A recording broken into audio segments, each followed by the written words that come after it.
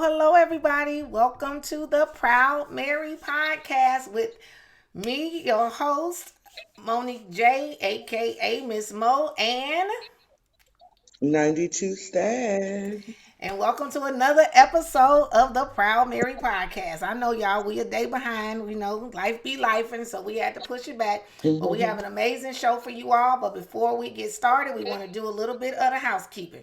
First thing is, if you have not yet subscribed, we need you to hit the subscribe button and the notification bell. And as soon as you come in, go ahead and give us a thumbs up so that we can let we can let YouTube know that you love the show and you want them to send this show and this episode to other people. So without further ado, we are going to get into our first area of the day, and you all know it is Let's Talk Politics. All right, so what we got, what have they been doing over this past week? Well, we didn't had 8 days now. We know they didn't have a lot going on. There's a They had a lot lot of going on stuff. last week. What's up, Stag? There's a lot of stuff going on.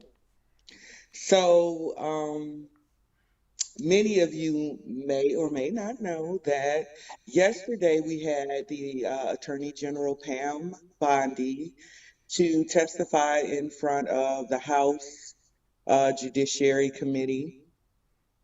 It was wild. Yes, it I was. think that's an understatement. It was wild. Mm-hmm. And like I told you, I don't. She needs to stop trying to talk tough. It don't sound right. Yes, she It gets does she not gets sound right. flustered. She gets super Hmm. flustered, and her little helper back there behind her was so funny. Cause she was getting mad or whatever too. It was so funny. She was sliding her little notes. Pam was so busy trying to go off, she ain't see the notes. It was something else. It's just the way that she's like that. Don't you yell at me under this president, Donald J. Trump, the greatest president in the country. It is so funny. You Oh so my right. gosh. We have taken all of these bad criminals off the streets thanks to the greatest president, Donald J. Trump. You're not even a real lawyer. Oh, spare me. I'm sorry, it's not funny, but it is. Cause she do it's, and you know what? I took the time because you know I always got too much time on my hands. And I took the time to like go back and get interviews of her talking, in the past to see Hmm. if this is how she actually speaks, and realize that no, it's not. It's she got Donald Trump. I feel like that's what they all got. Once they start working with him, they get the Trump effect, Hmm. and now they all got to be Bad Butts. She's funny though. She like So a little what? mouse. Hold on, I'm putting for the combo. Okay, Hmm. click here. All right. So what I'm gonna do, guys, what we're gonna do is because we it's funny to us, but we want y'all to be able to see exactly what's going on. So we're gonna pull some of our favorite little clips for today and let you guys see what y'all missed. If y'all did not get to see old Pam, we're gonna first show I ain't gonna say my fave, but I guess she somebody's fave. Uh your girl Crockett, where she thought she was going off. Matter of fact, no, we want to get because see that one wasn't good because Crockett was talking too much. How about we go with this one? Somebody who was actually you know talking back. It was a good going back and forth. Old Jasmine, she did what she do. She's so busy trying to get a viral moment that she was over talking everything and didn't give Pam a chance to talk. But here we go. Let's see, guys. Let's get a little sound. And here we go. Thank you, Mr. Chair. Attorney General Bondi, according to your department, a child is sexually abused in the United States every 9 minutes. And the vast majority of survivors never get justice. And that's one of the reasons why I think the Epstein case has resonated so deeply with so many Americans. And the other reason, I think, is because it has revealed a two-tiered system of justice. And the powerful are protected, and the survivors rarely get any accountability. And the Epstein files contain evidence of a multi-decade international criminal conspiracy involving some of the wealthiest and the most powerful people in the world. There's evidence of financial crimes, political corruption, sex trafficking, and of course, horrible sexual abuse. And I want to remind everybody, this isn't a game.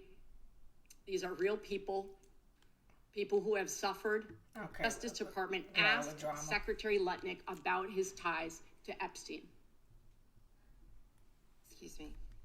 Secretary Lutnick has addressed those ties himself. I'm asking you, has the Justice Department specifically asked Secretary Lutnick about his ties to Jeffrey Epstein? He has addressed those ties himself.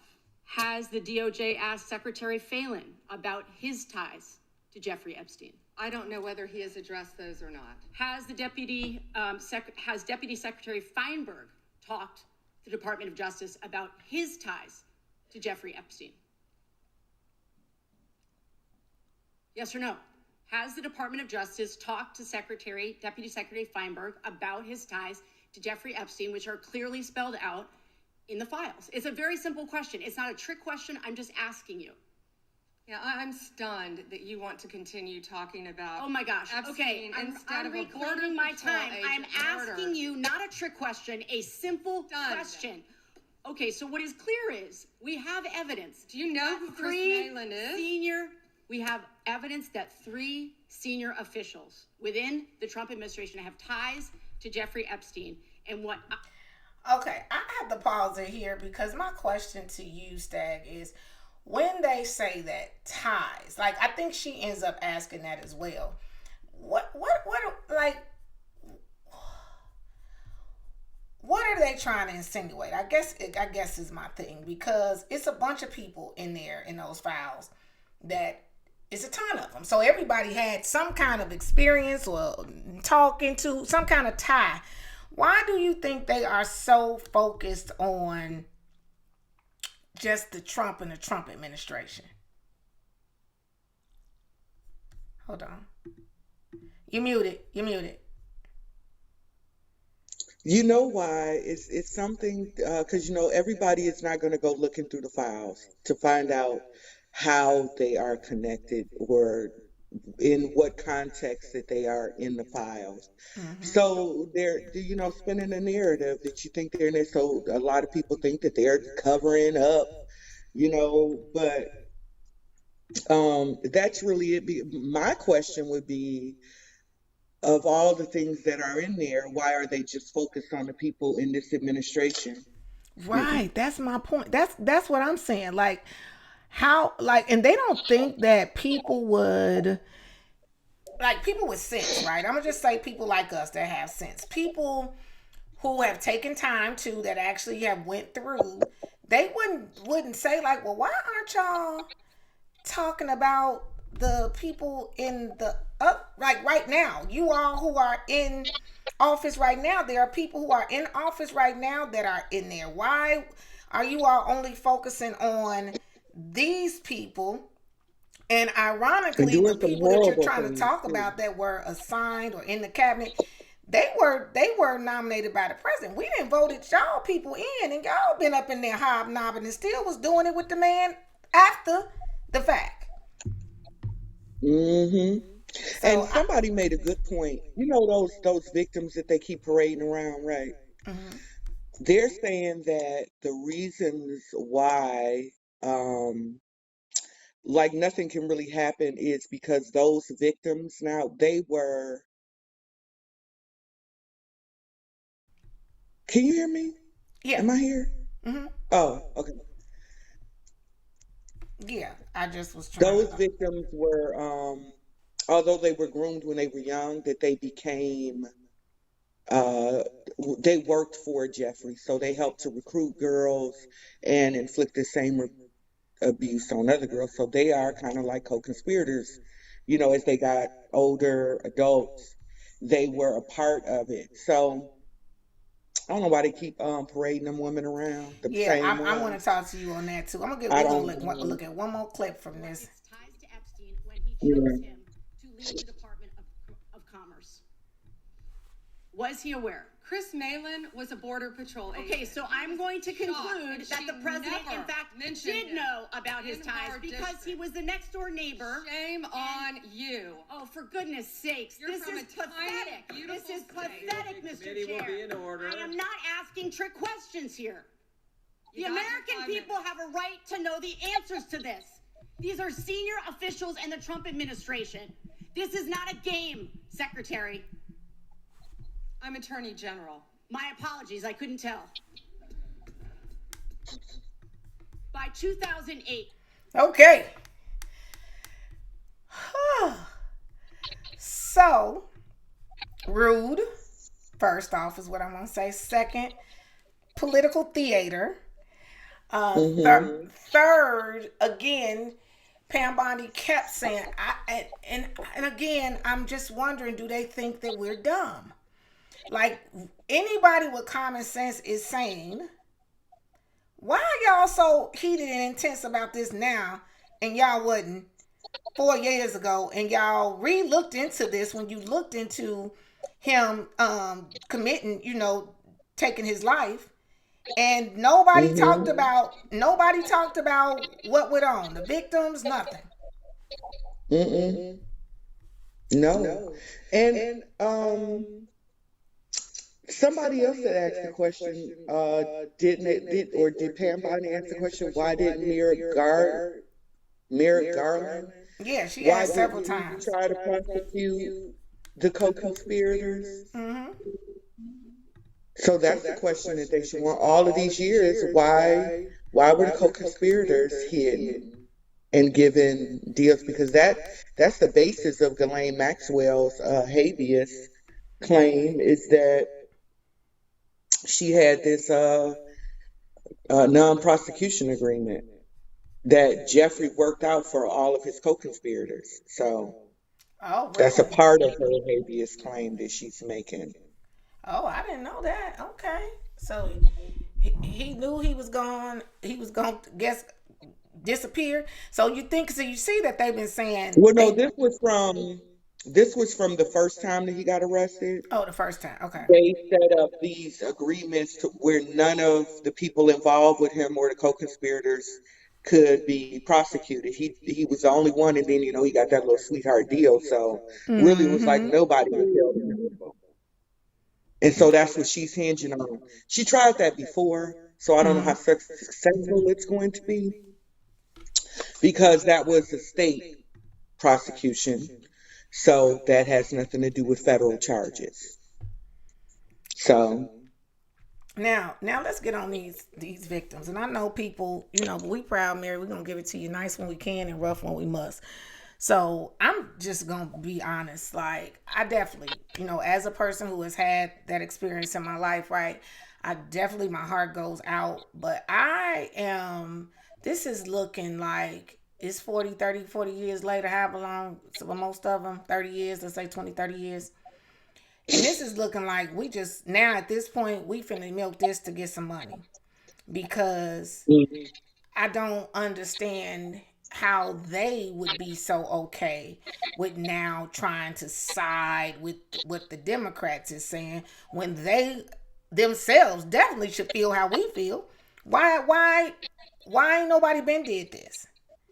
And the fact that they are doing what they're doing and showing up, standing up, and then they was ready to film Jasmine. Did you see that? They filming her while they knew she was finna do her little routine, and then they go on NBC mad that they go on NBC to talk afterwards, but they so mad that some of their names wasn't redacted. Well, you all on TV saying you a see, victim. I hate to say this. I don't believe that those are real victims. I don't. I think that them, it's in their interest to keep some stuff, like their names or whatever redacted. But again, if they were also a part of what he was doing, then that makes him just as guilty. And it also um, is a way for them to help to cover for Democrats because that's mostly who was in there. That's Mm-hmm. mostly who was in there was a bunch of Democrats, Hollywood people, the people that you people on the left are, always talking about, and they was doing some really sick, sick things in there. Mm-hmm. So I wouldn't be listening to them victims. Somebody brought that up today who I Okay. was talking to too. What and of course I just haven't, we all got a lot going on, but I definitely got a lot going on right now to have the time to look at the names of the people who are there and then go through and see. I said, well, the thing is, will we see their names? Because it's going to be redacted, right? Mhm. Mhm. But trying to see, like you saying, confirming whether or not these are actual. Because I'm just, from what I knew about Virginia, she wasn't really Mhm. rolling with them. And No, so for her brother and sister in law to now be so on the side with these people, like representing her, I'm like, y'all, I don't think y'all represent her because from when she was live and the way she was talking, she wouldn't have hmm been she wouldn't have been for the route that this is going. Is my, those are not those are not blood brothers of hers. Those are her stepbrothers, and I don't trust them either because so I had been in this Epstein thing 10, 11 years ago, Mhm. and I had stumbled across Virginia Giuffre, who then was known as Virginia Roberts, Right. right? And I had heard her do different interviews and to tell her story and what happened. So I've known of her over the years. So these other women are nothing like she was really interested in getting getting stuff out. That's distracting. They're getting stuff out there. Um, Can you hear me? Oh, I no, didn't but know. it's just Okay. distracting. Okay. Okay. I'm like, the, when they're the way that they portray these things is very, very different. She A lot of people don't know that the way that Virginia got away from Jeffries was he sent her out of the country for a mhm. job, and Mhm. she met her husband Mm. and didn't go back. Okay. So that was how she got away from him. Hmm. Um, I just don't believe these other women. I believe that maybe they were involved. Maybe they came in another way, but ended a whole other way. And I just don't trust those because it's like with the same handful of them, Every time. and they seem so political. Yeah, they're very political. They're so offended. Like I think some of them were saying, "Oh, our names, we've been calling, and nobody didn't."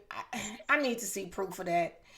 I need Hmm like I just feel like it's kind of that's why I like watching those things, but I don't because I feel like we don't still get the real because nobody actually has enough time to just call people, on that stuff and bust it out. They tried during this yesterday, but it was still not full for me. It still wasn't a full experience hmm of proving how these people are lying. hmm But if people have been following it, because I know you've heard those on the right saying, like finally y'all are asking for these Epstein files and stuff, because we've been asking for them 10, 11 years ago, Mm-hmm. right? We were talking about him and his temple on the island and what goes on there before people were even aware of who Mm-hmm. he was. So we were elated when he got arrested, right? Mm-hmm. But this all just seems very political with these victims. I don't know. Yeah, And I agree. the Democrats with all of their theater in it. And Mm-hmm. I would encourage everybody to go look through that stuff yourself and see all of the people that they still have on TV, still influencing people, people still in the industry, still influencing people who had more than just a connection with Jeffrey Epstein. A lot of people were looking for favors from him. They were looking for money from him. They wanted to borrow things. And then there were some who were very much into the dark things that he was into. Uh, Yeah, and I it's seen sick. something It's from really the is it the I can't remember the guy's name, the Victoria's Secret, but they said something highlights something. Oh, yes, I knew about him in that dig, 10, 11 years ago. That's why I don't buy Victoria's Secret stuff. I don't support Bath and Body Works. Les Wexner owns Victoria's Secrets and Bath and Body Works, and he pretty much gave Jeffrey Epstein power of attorney over all of his affairs. Jeffrey could Mm-hmm. sign tax returns on his behalf. He could do whatever he wanted. And Lex Wexner basically owns um, Columbus, Ohio, Mm-hmm. which is a trafficking hub. If anybody knows about it, it's a Mm-hmm. trafficking hub. And I've heard people say that, like in the bathrooms, and stuff, there are signs, about watch out for trafficking and stuff. So he also got girls with Luke Brunel, who ended up, I believe, killing himself once he got arrested, or his name had come out.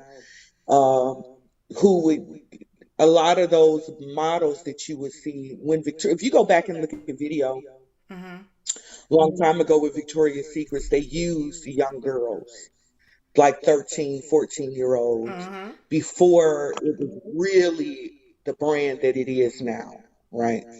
And some of the John Luke Burnell, and there was another gentleman, I can't think of his name, but Jeffrey would get girls from them because they owned modeling companies, but they specialized in foreign girls from Mm-hmm. Russia, Slavic girls, that kind of, way over across the water. And they would get them and bring them in. So, it's I would encourage people to go and Check look it out. through them files yourself. Stop listening to the media.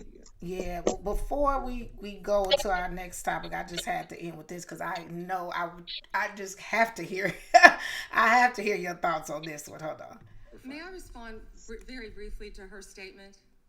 Well, I think we can do that Okay. probably on Next. one of our members. Okay, thank you. Okay, now pause real quick before we go into this. You know how any other time when she would want to comment and it was a Republican's turn, they would give her a chance to say what she wanted to say. You watch, Hmm. watch how that don't happen on this one. I don't want that to get away. Thank you. Hmm. Thank you, Mr. Chairman. Behind me, I have 3 documents from the DOJ production that are emblematic of the massive failure of the DOJ to comply with the Epstein Files Transparency Act. To my right is an email that was sent by the victim's lawyers to the DOJ. It was a list of names not to redact, a list of names not to release. What did the DOJ do with this email? They released this email in the document production. Literally the worst thing you could do to the survivors, you did. And they're getting phone calls. A lot of these people didn't want to be known. And we know you touched the document because you redacted one name and you redacted the lawyer's name, but you left the survivor's name there. The next document I want to show you, that was in the title, the victims' survivors' names, all right? The title of this one is Child Sex Trafficking. Co-conspirators, fully redacted. And by the way, I'm going to unredact them here. Les Wexner is in this. Now, your your deputy attorney general said, oh, well, he appears hundreds of times in the files, but he doesn't appear in this file until I forced you to release it, where he's listed as a co-conspirator, not to tax evasion, but to child sex trafficking, not to prostitution, not to money laundering, child sex trafficking. And then finally, what we have here is the third exhibit that I have is emblematic of the FD 302 release. These are the documents that we need that you're holding on to and over redacting because they have the names of the men who are implicated. How do we know? Because the survivors gave testimony to the FBI, and it's in there. And what happens when you go to the portal at the DOJ to look at what's behind this redaction? Another redaction. So we can't even see them. And then there's some of these files you've pulled down from the web. Skip forward. Accountability? I believe Wexner's name was listed more than 4,000 times. Yeah, I already told you that. This is where he's listed as a co-conspirator. Can I finish my answer? Come on, let me finish my answer. We corrected that within 40 minutes. He was already, you're acting like everybody's trying to cover up Wexner's name. Reclaiming my time. I'm going to answer this question. Reclaiming my time. Mr. Chairman. This is how this works. Can I have my time? Mr. Chairman. The gentlelady can give her answer. The time belongs to the gentleman from. All right, I'm reclaiming my time. Can I give my answer? So I'm going to put the language of the bill up on the screen. Chairman, may I give my answer on that? It's a political joke, and I need to give my answer on that. We'll let the Attorney General respond, and then the gentleman can move to his next question. It's my time. Within 40 minutes, you asked me a question. Within 40 minutes, Wexner's name was added back. Within 40 minutes of me catching you red-handed. There was one redaction out of he's over listed as a co-conspirator. And we invited you in. This guy has Trump derangement syndrome. He needs to get. You're a failed politician. You need to get on you to watch the video. The chairman, please restore his time and remind the witness of the rules here. There is no credible information. Okay, they trying to get split. Okay, so now I need to know what you think. Like, I know that's the guy you told me that is the rhino, right? Hold on. That's the guy you told me is the rhino, right? Mm-hmm. Masty, is that Masty? Yeah. Does he think, does he, is it a lot of things? Because he is the only one that I have seen ever, like, truly go against somebody like that. Mm-hmm. I don't know what B got in his bonnet. But as of late, he seems a little anti the administration, no matter what. So I believe if you look at his voting record, he has voted not for one Trump agenda item. Yeah, I saw it. And that's crazy to me. And he was one of the main people to push for the release of these files. And I think it's because he thought that it would implicate Trump.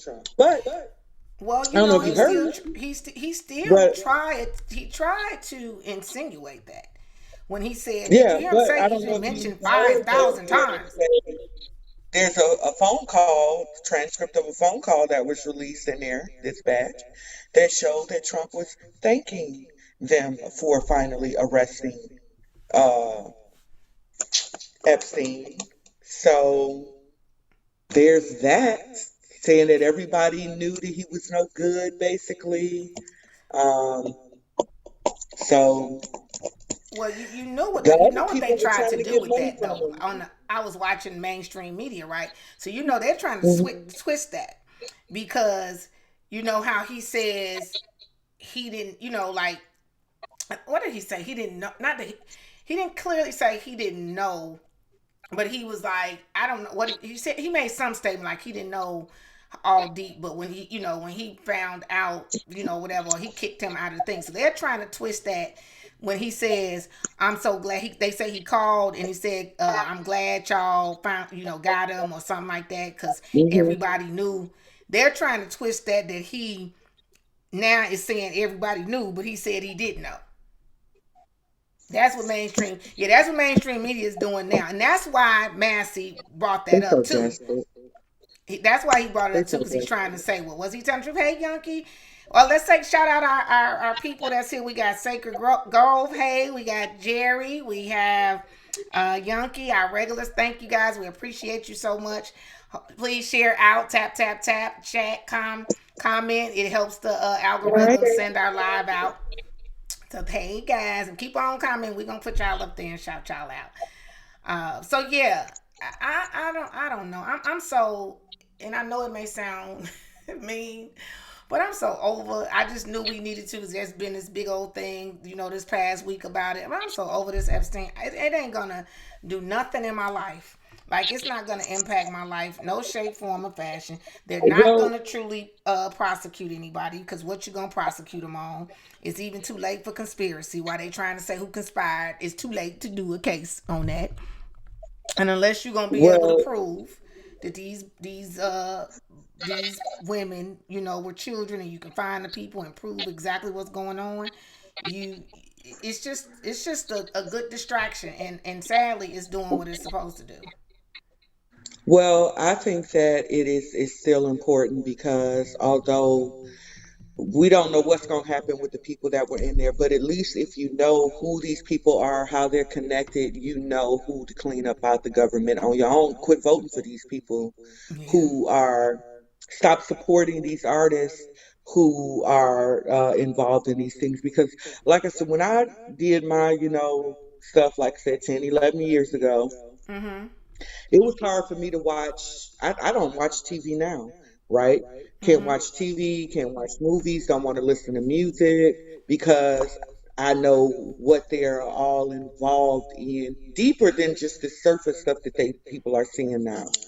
And it's hard to support the things that when you know intentions behind it, what these people do behind closed doors. Because I think I mentioned to you about, the Twitter pages that was out there in the open until all of this stuff started coming to light. Mhm. And then people wanted to shut down their pages and stuff, but they were operating out in the open because nobody knew, right? Right. So I still want light shining on what these people have done because then it's up to me as a citizen to do my due diligence and make sure that I don't vote these people into power, vote the people that they're associated in the power. I don't support these artists, these movies, or none of this stuff that goes on. Mhm. Yeah, that's it. But also another part of it, and then we can move on to Keith Ellison, I guess. But Yeah. um, a connection here is that Savannah Guthrie, her husband was a fixer in the Clinton White House. Mm. Ah, right.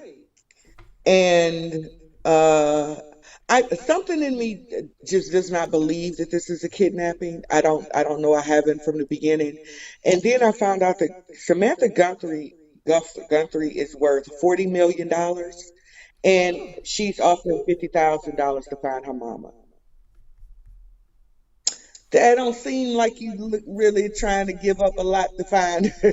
Yo, mom. And also, she was one of the first to interview Epstein victims, and Virginia Giuffre was one of the Yeah. the victims that she had interviewed I on remember you saying primetime that. TV. So it's showing a little sprinkling of the Clintons. Um, yeah, a little sprinkling. Maybe it is to keep whatever she knows under wraps because everything that is revealed in an interview is not always aired, Mhm. Yeah. Yeah. right? So maybe they think that she may know something. Maybe her husband be being a fixer for the Clintons. I know it had to keep him busy. Mhm. Now that they have agreed to come before and testify, it's supposed to be the 24th, no, the 27th and the 28th of this month now. Yeah. 27th and 28th. Maybe it's a way to kind of keep under wraps, what some people know. If you haven't looked at the Clinton body count, go look into that. Uh, go look into that. You The most know, dangerous thing to be is a friend or associate of the Clintons. them people exactly. So did you see the whole deposition with Ghislaine? I guess we'll get off. It was ironic that they did make sure that they stated that one thing, if she talked, what she would say for sure is she can confirm that Clinton and or Trump had nothing to do with nothing. Now that's Yeah, interesting. but I know she lied about Trump. I mean, about Clinton. So Right, that's what I'm saying. That's what I'm saying. Like, it was interesting that they tried to throw him in there or whatever too, but hmm also that, that she was saying she would, if she get a pardon, and then you see how they tried to flip that now on Trump and saying, well, why won't he just say that it's out of, because he ain't gonna just do what y'all want him to say. He said it's something he ain't thought about and he ain't thinking about. So that's enough. What bothers me with them is they think they gonna tell grown people how to talk and what to say and how to say it. I be like, if you hmm don't shut up. he called her an evil woman. Yeah. So why would he then pardon her for whatever information? Because that's you, right? You sit in jail and rot. Because we still gonna find out this, and we got all of the court stuff, the stuff that went on in the investigations. Um, really don't need much testimony from her. Yeah, don't need nothing from her. Not only that, at this point, like they were saying, a lot of them quote unquote victims then turned into predators or whatever too, which we understand that sadly Yeah. that's what happens. But now I did ask, because you sent, I got the drop with the video or whatever you said at 3:15. Where did you send that to me at? Proud Mary podcast. I only got the thing from your. I got No, the. text message. I Oh, texted to okay, you. okay, okay. I texted to you. All right. Yeah, I was gonna say because I only got the what you call it. All I right, so texted to you. go on to your boy Keith Ellison. So Keith Ellison, the Attorney General of Minnesota, testified today Hmm. in Congress over the about the fraud in Minneapolis. Um, I, in my opinion, it seems like Mr. Ellison was throwing Mr. Tim Waltz under the bus. Yeah. And I'll let y'all hear it, and then I'll go on with my comments afterwards. But when I heard it, that's what I heard. I think he's throwing Tim under the bus, Now and again, from because what you I'm remember. hearing is, hey, I'm here to help. Now again, because Let's work when you together. send me the clip and the timestamp, it ain't necessary. So is it when he is giving his introduction, or is he talking to somebody? No, it's when just as the lady, she stopped questioning, and then it's a guy. I don't know who that guy is.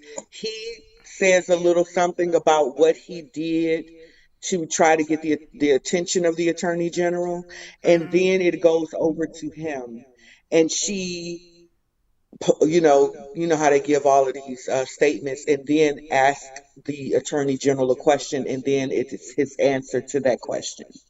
Okay, I'm trying to find, because yeah, it ain't. Because that's where, 3 minutes and 15 seconds was right at the beginning. yeah, it's at the beginning of that, but No, it I'm should saying be her ending. at the beginning of the hearing. Oh, Yeah, what you sent me, it's the full video. oh yeah, that's what I No, just you watched sent me it. the So. whole you sent me the whole 4 hour link. I didn't get a short clip. Unless you want to send I it to know, me. but at 3 minutes and 15, that's where you go in at. Three Okay, minutes and 15, I'm whatever gonna the put it. time stamp I put. Yeah, I'm gonna put it, and you tell me if this is what you're talking about. Hold on. 3:53 or something like that. 3 minutes and The proper response is not to dismiss concerns or rush to judgment. Traditionally, the officers are removed from the line.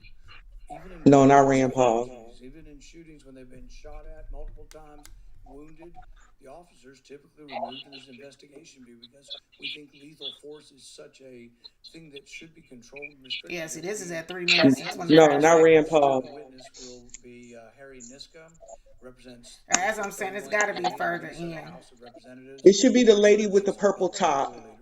Representative Niska, Okay, let me mute real quick. Let me stop it.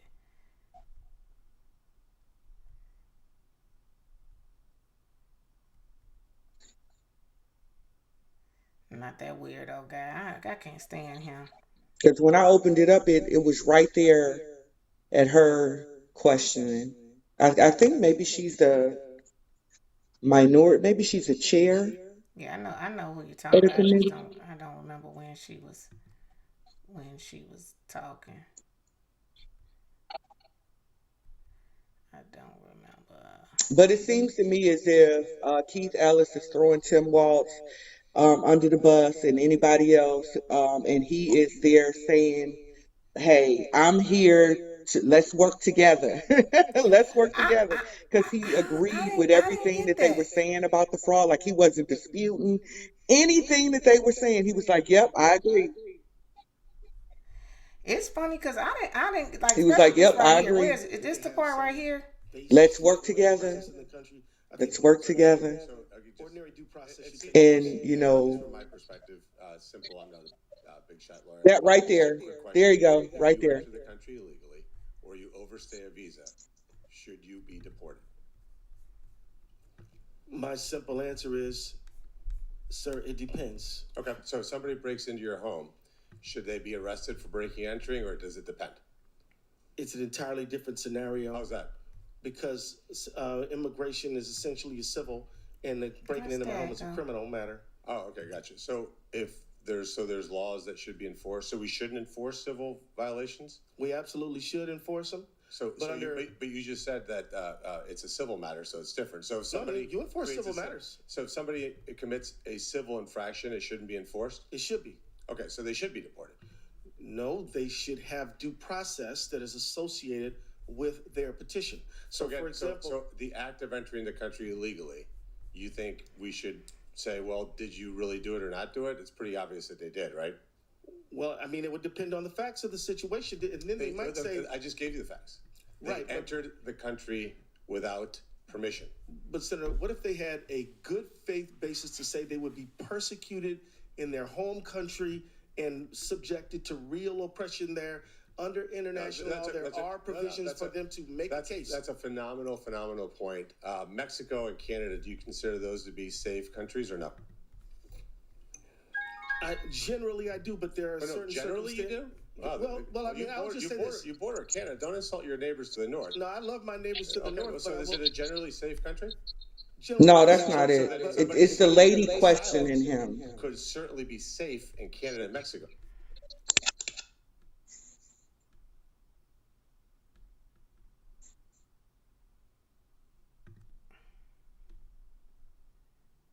Her? I don't know what happened, but I dropped out. Hold on. This is her. On ICE and all of those issues, those are significant issues. I do focus on a lot of issues that come down to fraud within the federal government. So again, want to thank you all for being here. Really appreciate your time. So I'll set the stage. We have a lot of families like mine that live in Iowa, Minnesota. I come from a blue-collar working family, a farm family. My parents farmed, they worked very hard. Their parents ahead of them worked very hard to get where we are today. I'm very privileged to sit in this seat today. My sister works for a trucking company. She and her husband farm.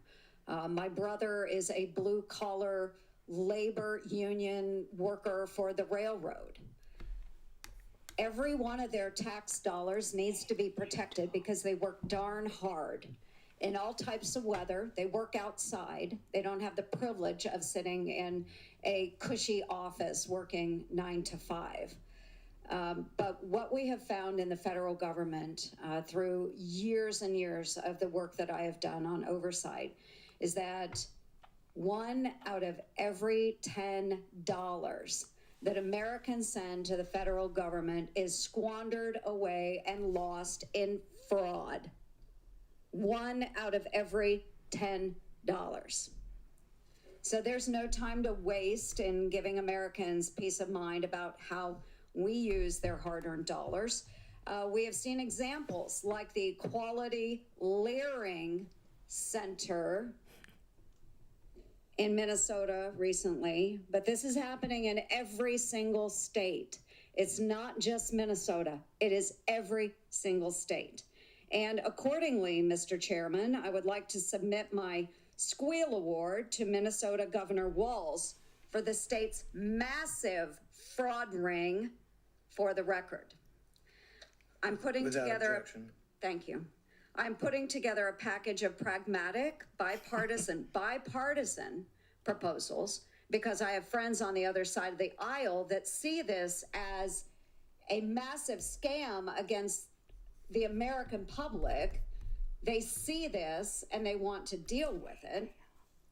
They want to prevent waste from ever occurring again. For too long, Congress has pretended to search for who is actually responsible for the amount of fraud and waste in programs after those funds have already gone out to the states and localities. It's almost like a problem Scooby-Doo and the Mystery Gang might face. So right here, folks, well, the mystery is solved. Congress is responsible. By allowing weak incentives for states and localities to police spending after those grant funds are dispersed, fraud is able to increase more easily, and it's harder to recoup improperly used taxpayer dollars. So, Representative Niska, too often the federal government writes a check and then looks the other way. How should Congress redesign incentives to ensure states have real skin in the game and safeguards taxpayer dollars once those funds have left Washington, D.C.? Well, thank you, Senator. And you're absolutely right that people respond to incentives, and especially immoral people respond to incentives. And unfortunately, we've had both in federal programs, but especially the way the Walz administration and Attorney General Ellison have overseen those programs in Minnesota, we have seen an enormous loss of our important taxpayer dollars. We should be tightening up eligibility requirements, making sure that states and local governments are actually going out and checking on whether meals are being served. The Feeding Our Future fraud scandal that we heard about was a situation where there were sites that were supposedly feeding kids where nobody could have fed them. And if Minnesota officials, including Attorney General Ellison's office, which was involved in litigation at that time, had just gone out and checked, they would have been able to find those problems. The problem is that Attorney General Ellison has fought to cover up the records from closed investigative files. He's fought in the courts and the legislature to amend our sunshine law so that he doesn't have to disclose what happened in those investigations, and that needs to change as well. But absolutely, the federal government needs to be overseeing our taxpayer dollars and making sure that states who are administering those programs are doing it better than Minnesota has done. It's been a complete failure. Yes, thank you. And Attorney General Ellison, under your watch, unfortunately, Minnesota has achieved the largest COVID fraud scheme in American history. Under your watch, those whistleblowers who brought attention to the fraud and waste in your state faced retaliation. Under your watch, billions of tax dollars intended for unemployment insurance, supporting hungry children, just as described, children with autism, providing housing for the most vulnerable, keeping small businesses afloat through COVID, and more were instead, all of those dollars were funneled away into fraudulent schemes. So last month in an interview with CNN, you were asked if your office has done enough to stop the fraud. And you responded, "Of course we've done enough." And this is a quote, "Of course we've done enough. And we're doing more every single day. This is a political matter. This is not a serious thing." Those are your words. Yeah. How do I go back to my hardworking brother and my hardworking sister and every other American who's going out there and then sending their taxpayer dollars to Washington, D.C., only to have it squandered away in fraud? How do we respond to them? And how do we recoup those dollars from these programs that Minnesota should have been overseeing? Senator Ernst, thank you. I really do believe that you're sincerely, earnestly trying to look out for taxpayer dollars. And I'm here to tell you that, of course, we're here to hold people accountable who commit fraud. I've prosecuted and convicted over 300 people since I've been the AG for Medicaid fraud. So I'm with you when you're trying to protect the public dollar. What I was saying in that interview is that rather than coming together on a bipartisan basis to stop fraud, the matter has been turned into a political football, which I bet you probably would agree it shouldn't be. We should come together to protect the public dollar, and it shouldn't be somebody's campaign ad. What we should do is do it together. So what are we doing? First of all, you should know that I can only prosecute crimes that the county attorney gives me or that the governor assigns me. I do not have authority to just prosecute anybody I want. Yes, and I am over time. Okay. Thank you for that. But we need, I'm here to help. I'm here to work with you. What we need is your governor then to step up to the plate, and any crime that needs to be prosecuted, it needs to be done. The American taxpayer is tired of their dollars being funneled out of their pockets into scammers' pockets. I think you're right. Senator Moody. All right. Woo-hoo-wee. So what you think? Okay. So why I say that is he said, that I can't prosecute any crime unless the county attorney or the governor assigns me. I cannot prosecute whatever I want. So that's him throwing them under the bus. Like, if they didn't tell me to prosecute these cases and I didn't get assigned them from these people, it's nothing that I could do, right? So that was him throwing them under the bus. Well, that's because he's doing that now. He's doing that now because he got busted out at the beginning, saying basically that he know about what's going on and he wasn't going to do nothing. Because they said, like, people, they pointed out. This is the open. Go ahead. Mo, this is the open. Did you hear him? Hey, let's work together. I'm here to help. That's him saying, I'm ready to roll. I'll tell you what you want. So y'all don't lock my butt up. That's exactly what he's saying. Or at least a lighter sentence. That was all in it. Do you see how anxious he was? He couldn't even wait for her to finish talking to say, hey, let's work together. Let's work together. I'm here to help. Now that's what I got from what he was saying to her. Now, I agree. Well, we got a comment. He said, I'm here to work with you. What does that mean? I'm here to work with you. Meaning he there to work with the feds and whatever's going on. Because they see the writing on the wall, so right? So he can get a sweetheart. Now, also wanted to know that he's been the state IG, the state attorney general. Huh? I didn't hear you, Mom. You froze. I didn't say anything. You were freezing. Go ahead. Can you hear me? Okay, he's the state AG. If he came to prosecute whatever he wants, like, what is Fannie doing then? Because she's just a district attorney. Yeah, she kind of running everything. All right, I figured her stuff was going to go out. I'm going to go ahead and do a little bit of housekeeping right now. First of all, the people who are here live, thank you so much for joining us again for an episode of the Proud Mary Podcast, where we give it to you nice when we can and rough when we must. I am, of course, one of your hosts, Miss Mo, aka Let's Be Honest, and then we have 92 Stag. She will be back in, but in the meantime, I'm going to go ahead and highlight some of our faves that come in here and read some of your comments. We have Shahid. He said, with all this fraud, do we have an obligation to continue paying taxes? I say absolutely not. Well, Shahid, I'm going to say don't try that. What I had saw, they said that it's like in all of the money that we spend, about $1.5 trillion is fraud. And if we weren't paying for that, we would need to pay income taxes because our tax liability as a nation would be about $900 billion. And that can be covered with trade and corporate taxes.